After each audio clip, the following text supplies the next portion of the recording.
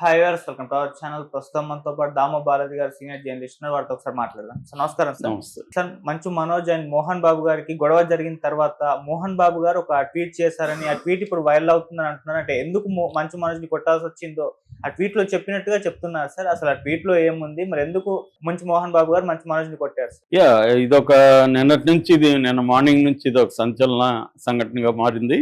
అంటే మోహన్ బాబు మంచు మనోజ్ ఇద్దరు కొట్టుకున్నారని, మంచు మనోజ్ మోహన్ బాబు మంచు మనోజ్ మీద పహాడీ షరీఫ్ పోలీస్ స్టేషన్లో కేసులు పెట్టుకున్నారని ఒక వార్త నిన్న మార్నింగ్ నుంచి వైరల్ అయింది. ఇమ్మీడియట్ గా దాన్ని మోహన్ బాబు పిఆర్ టీం ఖండించారు. అట్లాంటిది ఏం జరగలేదు, మీరు బేస్లెస్ గా వార్తలు రాయకండి, లేకుండా ఏమీ ఆధారాలు లేకుండా వార్తలు రాయకండి అన్నారు. బట్ మీడియా దీంట్లో ఇంకొంత లోతుగా వెళ్ళి పహాడీ షరీఫ్ ఎస్ఐని కలిసింది. మీడియా కలిసినప్పుడు పహాడీ షరీఫ్ ఎస్ఐ అని చెప్పాడంటే, కంప్లైంట్లు అయితే మాకేమీ రాలేదు రిటర్న్ గా, కానీ 100కి కాల్ వచ్చింది. 100కి కాల్ వచ్చినప్పుడు వాళ్ళు మాకు డైవర్ట్ చేశారు. మా పహాడీ షరీఫ్ పోలీస్ స్టేషన్లో జల్పల్లి ఉంటుంది కాబట్టి మోహన్ బాబు ఇల్లు అక్కడ ఉంటుంది. సో మేము వెళ్ళాము.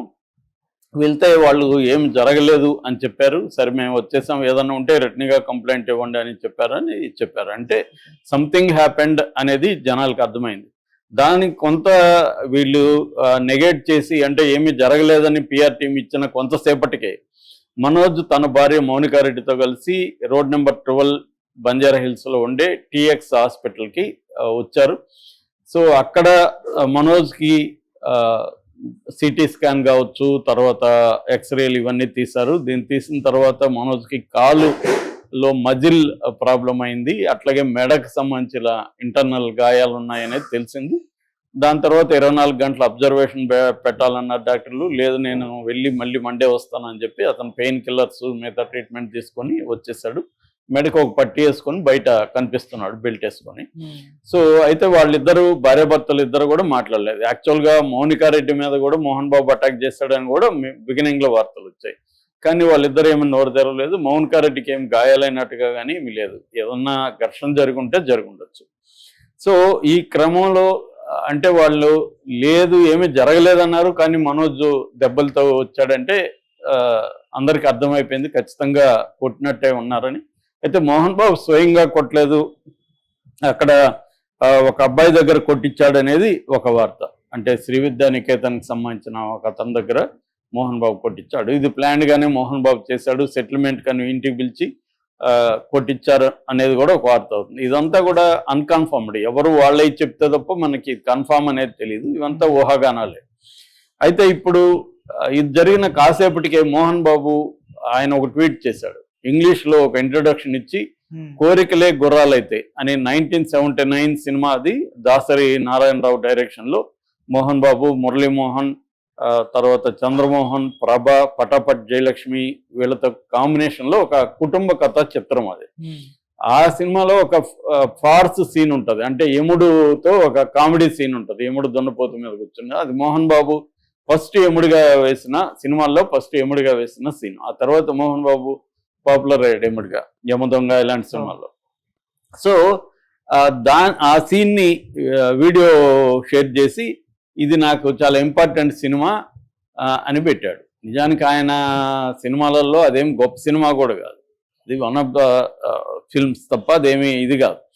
రెండోది, ఆ సీన్లో ఏముందంటే యముడు ఒక దున్నపోతు మీద కూర్చోవడం, అదంతా కూడా కామెడీగా ఉంది. ఫైనల్గా తేలు ఒకటి వచ్చి చనిపోయినట్టుగా యాక్ట్ చేస్తున్న ఒక అతన్ని కొట్టడానికి వెళ్తే అది రసాబాస్ అయిపోయింది. ఈ లోపల ఈ దున్నపోతు కూడా పారిపోవడం, ఇది గందరగోళం అయింది. డైలాగులు మర్చిపోతారు వీళ్ళు, ఇట్లాంటి ఒక కామెడీ సీన్ అది. ఈ కామెడీ సీన్ని ఎందుకు మోహన్ బాబు ఇప్పుడే ట్వీట్ చేశాడు? ఆయన మామూలుగా అయితే ట్వీట్లు చాలా తక్కువ చేస్తుంటాడు, పైగా కోరికలే గుర్రాలైతే టైటిల్. సో దీన్ని బట్టి ఊహాగానాలు మొదలైనవి. అంటే మా వాడికి కోరికలే గుర్రాలైనాయనా, అంటే వీడు లేనిపోని కోరికలు కోరుకుంటున్నాడు మనోజ్ అని చెప్పడానిక, లేదు మనోజ్ పట్ల ఎవడి పట్లైనా నేను యముడిలా అంటానని చెప్పడానిక, లేదు ఇదంతా కూడా ఒక ఫార్సు, ఒక కామెడీ డ్రామా తప్ప దీంట్లో ఏమీ లేదు, మీరెందుకు సీరియస్గా తీసుకుంటారు, ఇది ఒక కామెడీ అని చెప్పడానిక అనేది బయటకు వస్తుంది. కానీ ఎక్కువ మంది చెప్తున్నది ఏమంటే ఇది కోరికలే గుర్రాలైతే అనే టైటిల్ ఇంపార్టెంట్ ఇక్కడ. ఆ టైటిల్ ఎందుకంటే మావాడి కోరికలే గుర్రాలైనాయని. ఆ సినిమాలో కూడా అమ్మాయి క్యారెక్టరు, ఆ అమ్మాయి ఏంటంటే పెద్ద కారున్న ఇంపాలా కారున్న వాళ్ళని, పెద్ద కలెక్టర్ని అలాంటి వాళ్ళని పెళ్లి చేసుకోవాలని కోరుకుంటుంటది మామూలు కాలేజ్ అమ్మ. కానీ చివరికి ఒక మోసగాడిని పెళ్లి చేసుకోవడం ఇలాంటి ఇవి ఉంటాయి అన్నమాట ఆ సినిమా కాన్సెప్ట్. సో అలాగా ఈమె కూడా అలాగా పెద్దవాళ్ళని ఇతను కూడా ఆస్తులు లేని కోరికలు, కోరుకోకూడని కోరికలు ఇతను కోరుకుంటున్నాడా అన్న యాంగిల్లో ఆయన ఏమన్నా చేశాడా అనేది. ఎందుకంటే ఈ మధ్యకాలంలో మనం నాగబాబు కావచ్చు ఇలాగ చాలా సినిమా వాళ్ళు ఏంటంటే ఇండైరెక్ట్గా చెప్తుంటారు విషయాల్ని, డైరెక్ట్గా చెప్పకుండా. అలాగా మోహన్ బాబు కూడా దాన్ని షేర్ చేశాడా? ఎందుకంటే ఇంగ్లీష్లో ఒక నీట్గా టైప్ చేసి కింద దీన్ని షేర్ చేశాడు. నేను ఇట్లా మురళీమోహన్, చంద్రమోహన్ వీళ్ళతో చేయడం, నా గురువు దాసరి గారితో, ప్రొడ్యూసర్ జగదీష్ చంద్రప్రసాద్, ఇవన్నీ ఏదో చెప్పాడు.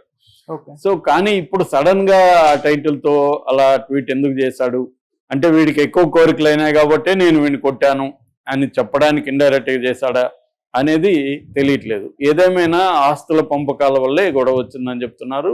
ఒకటి ఏంటంటే ఆస్తుల పంపకంలో శ్రీ విద్యానికేతన్కి సంబంధించిన, అది ఇప్పుడు మోహన్ బాబు యూనివర్సిటీ కూడా అయింది, దానికి సంబంధించిన ఆస్తులు అది తిరుపతి నుంచి బాకరాపేట వెళ్ళే రూట్లో రంగంపేట దగ్గర వాళ్ళ ఇన్స్టిట్యూట్స్ ఉంటాయి.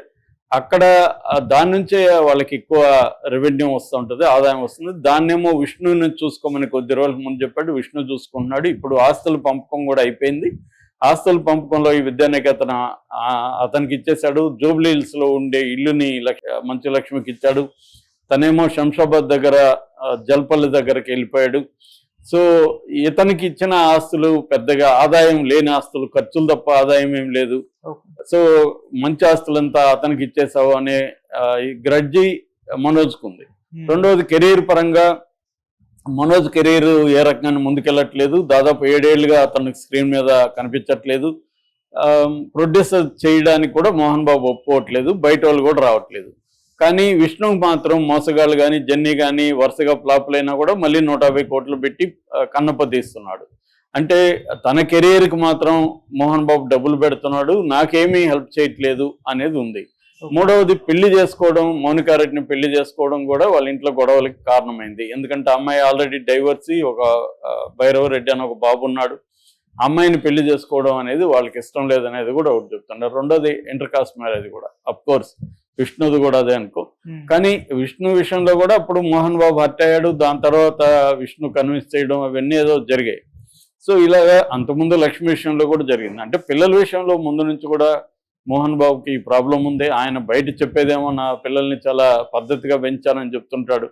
కానీ ఆయన మామూలుగా జనరేషన్ గ్యాప్ ఎప్పుడూ ఉంటుంది, ప్రతి ఫ్యామిలీలో జనరేషన్ గ్యాప్ ఉంటుంది. మోహన్ బాబు లాంటి డబ్బులు సంపాదించి ప్లస్ హై డిసిప్లిన్ ఉన్న ఫాదర్కి ఒక్కోసారి పిల్లలు ఇలాగే ఉంటారు.